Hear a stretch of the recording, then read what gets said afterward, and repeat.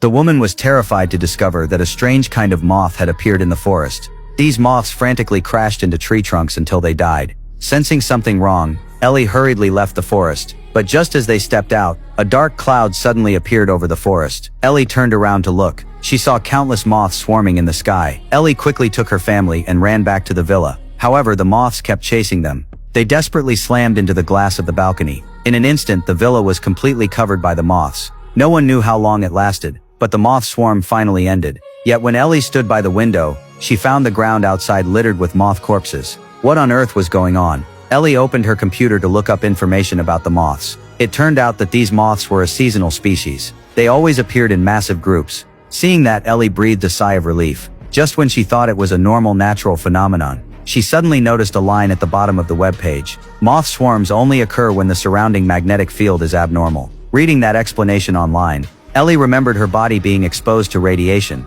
Could it be that her body's radiation had caused the moth swarm? A few days earlier, Ellie had been found in a damaged re-entry capsule. The space agency had rushed her to a hospital for treatment, but as soon as Ellie woke up, she witnessed something bizarre. A ballpoint pen on the nurse's desk was floating in midair. Ellie thought she was hallucinating, but when she looked closer, the pen was truly levitating. She didn't think much of it at the time, but remembering today's strange moth swarm, Ellie became deeply alarmed. She rushed into the bathroom and took off her clothes. She examined the wound on her back.